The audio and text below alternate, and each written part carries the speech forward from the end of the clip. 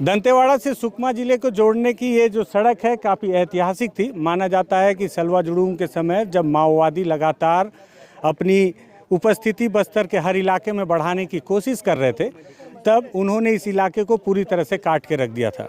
सरकार जब माओवादियों के खिलाफ लगातार जंग लड़ रही है, तो ऐसे में उन्होंने इस सड़क को बनाना सबसे पहली जिम्मेदारी समझा और यही वजह है कि दंतेवाड़ा के नकुलनार से लेकर जगरगुंडा तक ये सड़क को बनाने में कई जवानों ने अपनी शहादत दी। कई आईडी बम डिफ्यूज़ किए गए, कई बारूदी सुरंग में कई जवान घायल हो गए। सड़क बन गई तो सरकार को लगा कि यह ऐतिहासिक चैलेंज उन्होंने पूरा किया है और इस मार्ग पर उन्होंने एक यात्री बस का संचालन भी किया। लेकिन आज माओवादियों ने उसके इस जो घटना पर जश्न मनाया जाता था, जिस विजय पर कि हमने इस माओवादियों के गढ़ में विजय हासिल कर ली है, उस पर अपने मंसूबे जाहिर कर दिए हैं। क्या है पूरी घटना, इस पर बातचीत करते हैं। नमस्कार, मैं विकास तिवारी हूं, आप बस्तर टॉकीज़ देख रहे हैं। दरअसल आप मेरे सामने एक बड़ा सा गड्ढा देख रहे हैं और अब तक आपको ये जानकारी मिल गई होगी कि आज दंतेवाड़ा में लंबे समय के बाद एक बड़ी घटना हुई है। घटना ये हुई कि डीआरजी के कुछ जवान सर्चिंग पर रवाना हुए थे और दरअसल कहीं पे माओवादियों के मूवमेंट की जानकारी मिली थी, जहां से वो ऑपरेशन करके लौट रहे थे। ये भी बताया जा रहा था कि डीआरजी के जवान अलग अलग वाहनों में थे और उनके साथ एक घायल माओवादी भी था, जिसे उन्होंने मौके से मुठभेड़ के बाद गिरफ्तार करके वापस अपने साथ ला रहे थे।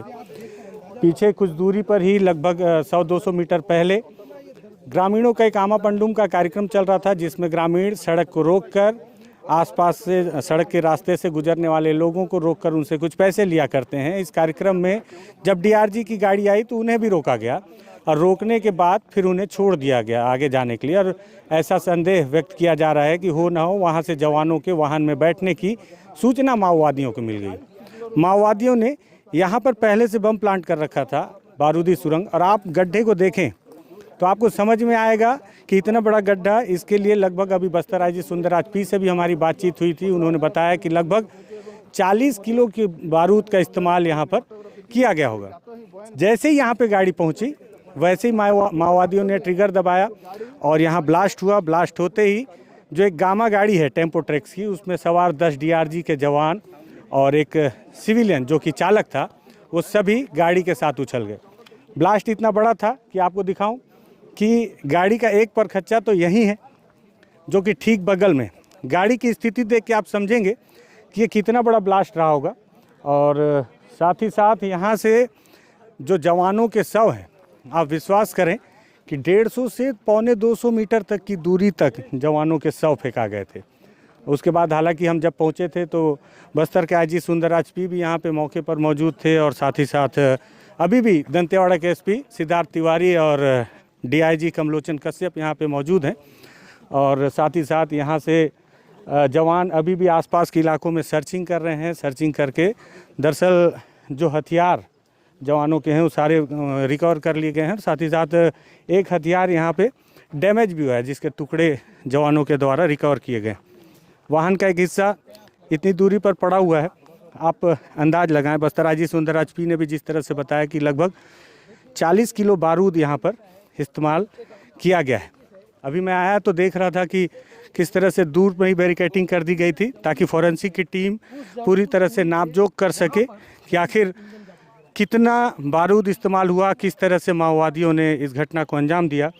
गाड़ी का जो अगला हिस्सा है, जहां इंजन होता है, वो आप देखें कि घटना स्थल से लगभग 70 मीटर की दूरी पर फेंकाया हुआ है। और इसके साथ ही साथ उस तरफ में वहां दूर पर जो लगभग 90 मीटर की दूरी पर उस गाड़ी का इंजन, जो भी किसी भी गाड़ी का सबसे वजनी पार्ट होता है, वो फेंकाया हुआ है। अब आप यहाँ से देखें, आप भाई साहब थोड़ा सा इधर आ जाएं तो यहाँ से दिखाएं कि यहाँ पे इंजन पड़ा हुआ है और इंजन के साथ साथ वो यहाँ से इतनी दूरी पर विस्फोट हुआ है। फॉरेंसिक की टीम जब नाप रही थी तो उन्होंने बताया कि लगभग 100 मीटर की दूरी है। आप उस कोने पे जो जवान देख रहे हैं, उस कोने पे जो पेड़ पे खड़ा है, बताया जाता है कि 100 वहाँ से रिकवर किया गया है। ये जो पानी पड़ा हुआ है, पानी जो यहाँ पे जमा है, इसके पास से एक जवान के शव को रिकवर किया गया है।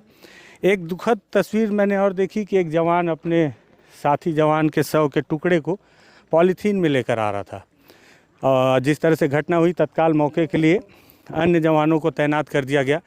महिलाओं की जो डीआरजी की टीम है वो भी यहाँ पे तैनात की गई है, जो सभी यहाँ पे मौजूद हैं और साथ ही साथ घटनास्थल की बारीकी से जांच कर रहे हैं कि आखिर घटना को कैसे अंजाम दिया गया और कैसे ये पूरी घटना हुई। सबसे ख़ास बात यह है कि 2021 के बाद से माओवादी किसी भी टीसीओसी के दौरान बड़ी घटना को अंजाम दे पाने में विफल हो जा रहे थे, जिसको लेकर माना जा रहा था कि माओवादियों को बैकफुट पर ढकेल दिया गया है और यही वजह है कि वो टीसीओसी के दौरान किसी बड़ी घटना को अंजाम नहीं दे पा रहे हैं।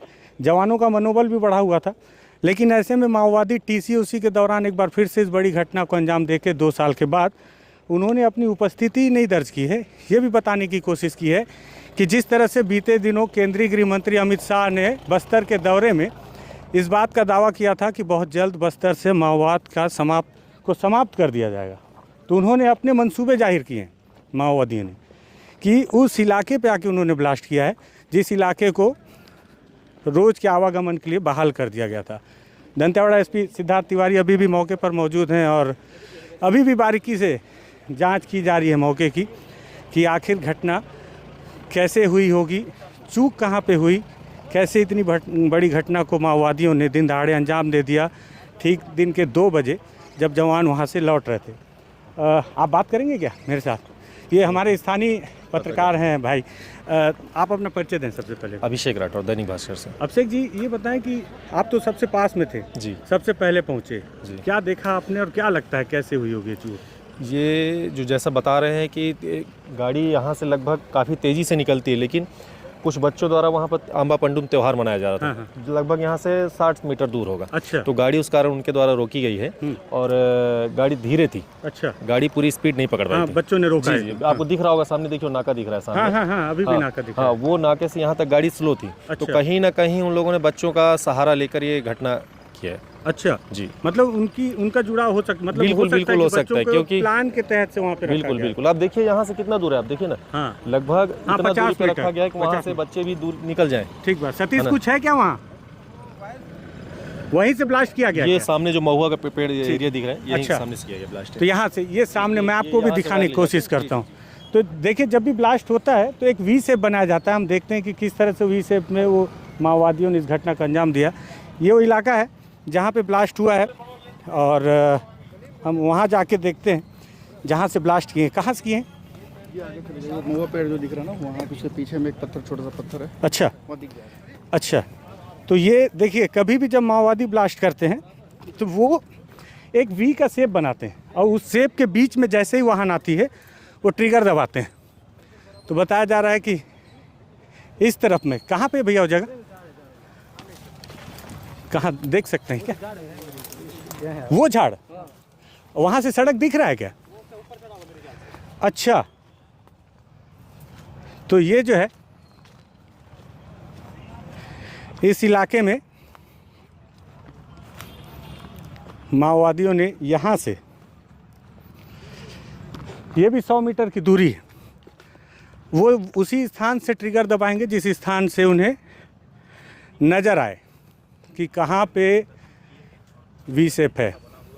और इसके आगे आप जैसे जैसे आगे देखिए, सड़क की ओर लगातार एक तार है जो पुलिस ने बरामद किया है, उससे बना हुआ महीन ये स्पॉट है, वो भी स्पष्ट तौर पर दिखाई दे रहा है। तो कुल मिलाकर कहा जाए देसी तकनीक सही, लेकिन माओवादियों के लिए इस तरीके की तकनीक हमेशा से कारगर रही है। और जंगल में पुलिस के जवानों ने यहाँ से तार बरामद किया है, लगभग 100 मीटर का तार था और इसीलिए सारे पत्रकार यहाँ पे पहुँच रहे हैं दिखाने के लिए कि कैसा वो स्पॉट है। मैं भी आपको दिखाता हूँ। ये वो इलाका है, हालांकि मुझे यहाँ से बहुत क्लियर सड़क नज़र नहीं आ रही, आप इधर से आएँ और दिखाएं। लेकिन देखिए, वो जो गाड़ी है ब्लास्ट का इलाका नहीं है, ब्लास्ट का इलाका आगे है। मुझे लगता है कि ये या तो ऊपर चढ़ के कोई इन्होंने वी शेप बनाया होगा। वी शेप एक ऐसा शेप होता है, मैं आपको समझाता हूँ। मान लीजिए कि कोई शेप आपको दिख नहीं रहा है मुझे, कि जैसे मान लीजिए ये वी शेप है, ये पेड़ है, तो इसको वो लोग अपना एक पॉइंट बना लेंगे, ट्रिगर पॉइंट इस तरह से। और लो, आपको बताने के चक्कर में चींटियाँ चढ़ गई। दुखद घटना के साथ ये भी घटना हो गई।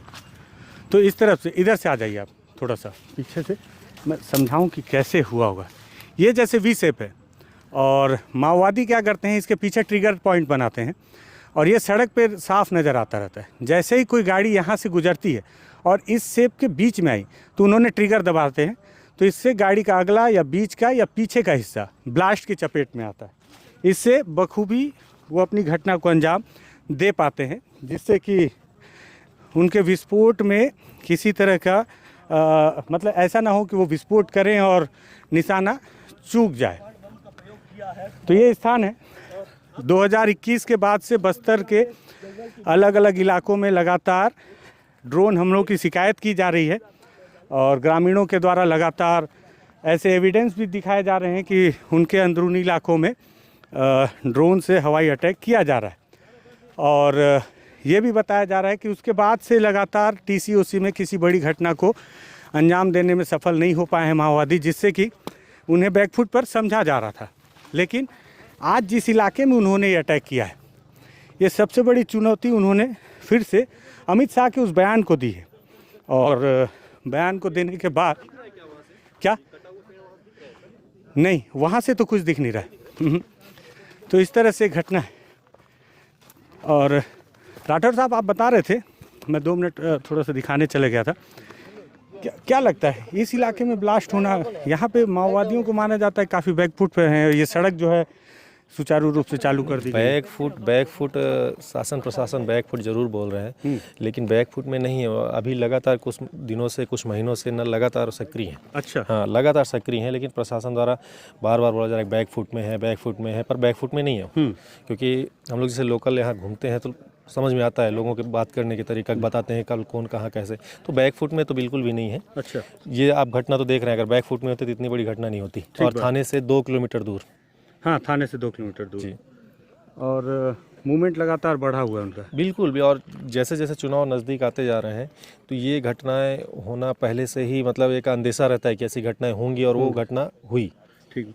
अच्छा, ये बताइए कि क्या लग रहा है कि यहाँ पे करके उन्होंने एक बड़ी चुनौती तो दी है। बिल्कुल। साथ ही साथ जब आप आए तब का मंजर क्या था? क्या डेड बॉडी उठा ली गई? नहीं, एक्चुअल जब मैं पहुंचा तो लगभग पहले ये माहौल तक डेड बॉडियाँ लगभग पॉलीथीन में पैक कर रहे थे सारे लोग। पॉलीथीन में पैक की गई? हाँ, पॉलीथीन में लपेटी गई, क्योंकि जो उनका शरीर पूरी तरह से विक्षिप्त हो चुका है। जो भी पैर है, किसी का कटा हुआ है, किसी के पेट कटा हुआ है, फटा हुआ है, तो उसको पॉलीथीन में बिल्कुल लपेट के अच्छा वो किया गया। अच्छा, तो मतलब काफ़ी बहुत भयावह। यहाँ से लगभग 100 मीटर की दूर पे गाड़ी के ड्राइवर की बॉडी थी, लगभग 100 मीटर दूर पर। और उसके आगे भी एक बॉडी रिकवर हाँ, की गई? उसके आगे भी एक बॉडी रिकवर की गई। पूरे जितने इनके हथियार थे उनके पूरे टुकड़े टुकड़े हो गए। सारी चीज़ें मतलब बिल्कुल फैला हुआ था एकदम। कैंप कितनी दूरी पे है यहाँ पे? 2 किलोमीटर है बात। इस तरफ में? बिल्कुल, हाँ, जगरगुंडा की तरफ। 2 किलोमीटर अरनपुर की जी। तरफ। 2 बटालियन है CRPF की। अच्छा, और थाना भी है। अच्छा, उसी में। हाँ, अरनपुर थाना। ठीक है। तो ये वो इलाका है। और आपको याद होगा इस सड़क को बनाने में कितने जवान शहीद हुए? हाँ, पुराना तो बहुत इसका रिकॉर्ड रहा है। पहले भी बनाने में भी शहीद हुए, और बनाने के बाद भी वही चल रहा है कि ये समझ में नहीं आता। जो प्लांट है, पुरानी आईडी लगातार प्लांट है, कहीं से कुछ अभी तो गनीमत पानी बहा हुआ है तो सुरंग दिख रही है। नहीं, कई जगह ऐसी होती है कि रोड प्लेन दिख रही है और ब्लास्ट होता है। तो इसका लगभग 10 फीट 15 फीट से नीचे ब्लास्ट हो रहा है। ये जो चमचमाती सड़क है, नीचे सबके नीचे बारूद? बिल्कुल चमचमाती सड़कों के नीचे बारूद बिछा हुआ है। बारूद बिछा। हाँ, उनकी जब इच्छा है, जहाँ से मन होता है वो ब्लास्ट कर देते हैं। छत्तीसगढ़ में एक बहुत सीनियर पत्रकार हैं रितेश मिश्रा जी, हिंदुस्तान टाइम्स के। उन्होंने एक पंक्ति कही थी, वो पंक्ति हूबहू यहाँ पर चरितार्थ होती है कि बारूदों के रास्ते पर सांसें आती जाती हैं। सड़क चमचमा रही है, लेकिन आपको पता नहीं कि इसके नीचे कितने बारूदी सुरंग छिपे हुए हैं, और माओवादियों के पास उसके सारे हिसाब किताब हैं। और उसको मत दिखाओ। उसके साथ ही साथ इस सड़क पर चलने वाले जवानों को भी ये नहीं पता होता कि कब माओवादी ट्रिगर दबाएंगे और उनकी जान चली जाएगी। आज एक बहुत दिनों के बाद एक बड़ी दुखद घटना बस्तर में हुई है। जो 10 जवान और एक जो सिविलियन मारे गए हैं, उन्हें हम बस्तर टॉकीज़ की तरफ से विनम्र श्रद्धांजलि देते हैं। और अभी भी आप देखें कि दंतेवाड़ा के SP सिद्धार्थ तिवारी और कमलोचन कश्यप अभी भी हैं, और उनके चेहरे पर भी नाराज़गी और साथ ही साथ दुख साफ नज़र आ रहा है। अभी भी वो इसी बात पे लगे हुए हैं। सारे अधिकारी जा चुके हैं, लेकिन वो इस बात पे अभी भी चर्चा कर रहे हैं कि आखिर ये चूक हुई कैसे और माओवादियों ने इतनी बड़ी घटना को अंजाम कैसे दिया। घटना काफ़ी दुखद है, लेकिन इस घटना से आपको रूबरू कराना ज़रूरी था, इसलिए मुझे लगा कि ग्राउंड जीरो से आपको सारी तस्वीरें बयां करूं। अगर लगे कि इन तस्वीरों को जानना, समझना और बस्तर में क्या हो रहा है चुनाव से पहले, माओवादियों को बैकफुट पर ढकेलने के दावे के साथ माओवादी किस जगह पर खड़े हैं, ये समझने के लिए वीडियो काफ़ी ज़रूरी था। तो इस वीडियो को लाइक कीजिएगा, शेयर कीजिएगा, बस्तर टॉकीज़ को सब्सक्राइब कर दीजिएगा। धन्यवाद।